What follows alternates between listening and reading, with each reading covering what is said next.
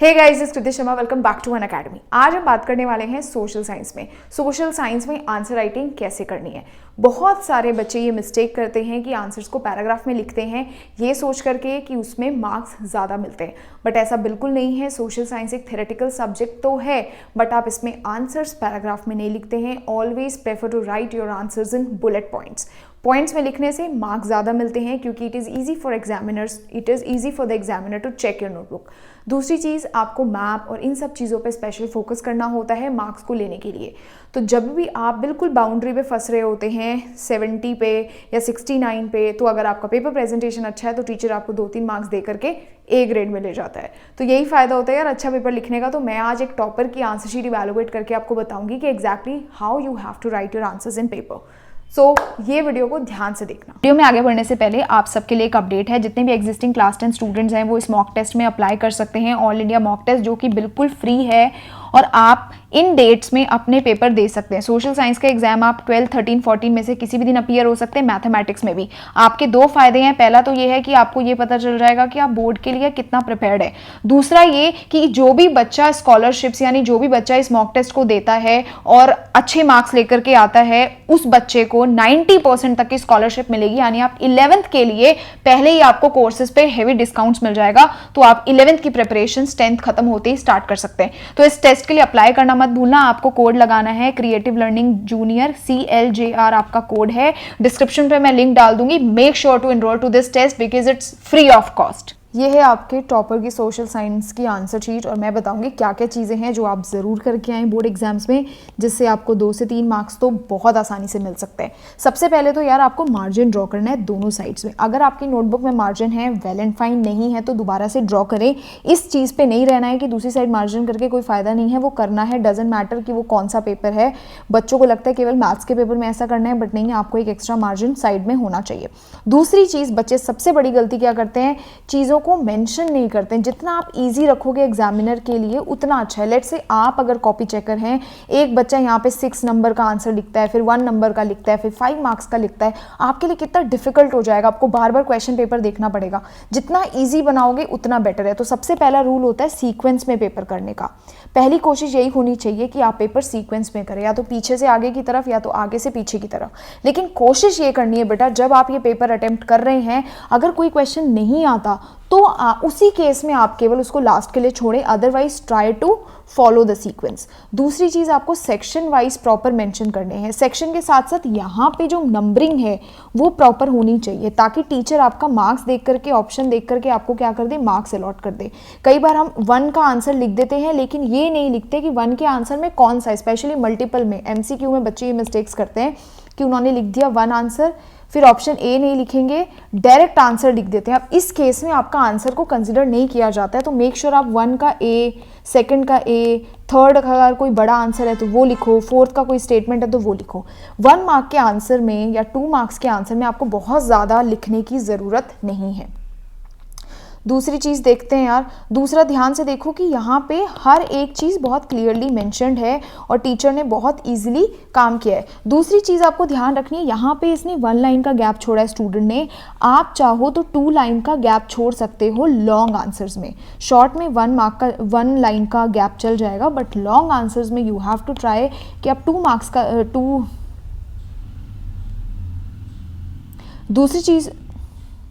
दूसरी चीज़ जो आपको ध्यान रखनी है वो ये है कि जब भी आप शॉर्ट आंसर्स कर रहे हैं तो 1 लाइन का गैप दें। जब आप लॉन्ग आंसर्स कर रहे होते हैं, जहाँ पे आप 6 मार्क्स का क्वेश्चन अटेम्प्ट कर रहे हैं, तो कोशिश करें आप 2 लाइन का गैप छोड़ें, ताकि वो बहुत ज़्यादा अच्छी दिखे आपकी नोटबुक। अब अगर हम बात करते हैं कोई भी डिफ्रेंसिएशन के बारे में, अगर कभी भी आपके पेपर में डिफरेंस आता है तो हमेशा आपको डिफरेंस लाइन ड्रॉ करके ही बताना होता है। कभी भी आप डिफरेंस को पॉइंट्स में नहीं लिखते। आप हमेशा एक ऐसा सा टेबल ड्रॉ करेंगे, आप ऐसा टेबल बनाएंगे 1st और 2nd, और यहाँ पे अपनी अपनी चीज़ें लिखना शुरू करेंगे, जो भी आपके पॉइंट्स होंगे, जैसे कि यहाँ पे है। तीसरी इंपॉर्टेंट चीज़ क्या है कि जब भी जैसे लॉन्ग आंसर जब आपके शुरू होते हैं, तो देखो इस बच्चे ने बस एक ही मिस्टेक करी है कि बीच में स्पेसिंग नहीं दिया है। और सेक्शन भी आप जितना हो सके कैपिटल में लिखें और थोड़ा सा बड़ा लिखें बाकी लेटर से, ताकि टीचर को ईजिली रिकॉग्नाइज हो जाए कि यहाँ से आपने सेक्शन भी स्टार्ट किया है।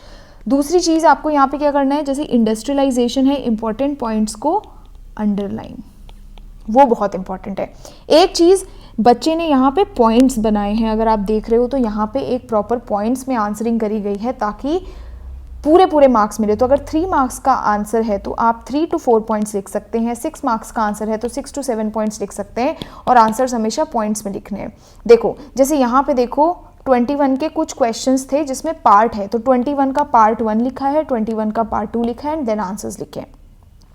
जितना हो सकता है इंपॉर्टेंट चीज़ों को अंडरलाइन करो। देखो decomposition, accumulation and concentration in horizontal strata, तो ये जितना ज़्यादा आप करोगे, क्योंकि ये रॉक्स के बारे में है, सॉइल्स के बारे में है, या नॉर्मल भी कोई इंपॉर्टेंट इन्फॉर्मेशन है जो आपको आती है तो उसको आप अंडरलाइन कर सकते हैं ज़्यादा मार्क्स लेने के लिए। ये बहुत ज़्यादा इंपॉर्टेंट रूल होता है। आप अगर ये क्वेश्चंस देखोगे 25 का, तो ये आंसर सारे पॉइंट्स में लिखे हैं, लेकिन इस नोटबुक में एक थोड़ी सी गलती है जो आप इम्प्रूव कर सकते हैं बच्चे, वो ये कि यहाँ पे ये जो पॉइंट्स हैं ये बहुत छोटे हैं, यानी इनको देखना थोड़ा डिफिकल्ट है। तो रादर देन पॉइंट्स बनाने के आप क्या कर सकते हैं, आप ऐसा पैरा बना सकते हैं, इस तरीके से एक लाइन से ड्रॉ कर सकते हैं। इससे ये एग्जामिनर के लिए ईजी होगा रिकग्नाइज करना कि आपके कितने पॉइंटर्स हैं। मैं आपको यही रिकमेंड करूँगी कि आप एक पेज पे पूरा जो लॉन्ग आंसर है वो एक ही करें। अगर लास्ट में आपके 1 या 2 लाइन बचती है तो आप न्यू आंसर यहाँ पे स्टार्ट ना करें, उसको नेक्स्ट पेज से ही करें। फिर 26 का क्वेश्चन लिखा आपने, फिर आपने आंसर्स लिखने का शुरू किया, 2 3 4 ऐसे करके आपने पॉइंट्स बनाए, और ये ऐसे करके आपने हेड्स डाल दिए ताकि टीचर को समझ आ जाए कि ये 4 पॉइंट्स आपने यहाँ पे लिखने की कोशिश करी है। सेम यहाँ पर भी एक चीज़ होती है जो बच्चे सबसे बड़ी मिस्टेक करते हैं, वो जब मैप्स को अटैच करने की बारी आती है, पहले तो मैप्स को आपको पेन से नहीं फिल करना है। पहली चीज़ तो आपको पेन बिल्कुल यूज़ नहीं करना है, पेन आपको बिल्कुल यूज़ नहीं करना है, ये बिल्कुल आप लगा दो रिस्ट्रिक्टेड है। अगर आप पेंसिल यूज़ करते हो तो पेंसिल आपको शार्प पेंसिल यूज़ करनी है।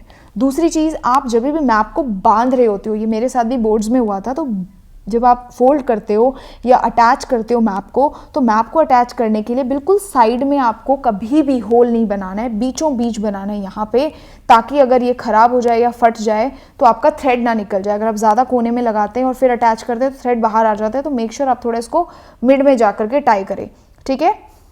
तो मैप में ये चीज़ आपको ध्यान रखनी है बिल्कुल कि मैप करते हुए आप बिल्कुल और बिल्कुल पेंसिल से ही मैप को फिल करेंगे। अब देखो एक दो चीज़ें और जो ध्यान रखने वाली हैं वो ये हैं कि अंडरलाइन भी आपको समझ के करना है, पूरे आंसर्स को अंडरलाइन करके नहीं आना है। अंडरलाइन यहाँ पे देखो केवल इंपॉर्टेंट पॉइंट्स को किया हुआ है। पेनिनसुलर रीजन इंपॉर्टेंट था तो अंडरलाइन किया, राजस्थान इंपॉर्टेंट था तो अंडरलाइन किया। बस सोशल साइंस में यही कुछ 2-3 चीज़ें हैं जो आपको ध्यान रखनी है, यहीं से आपके काफ़ी मार्क्स आ जाएंगे।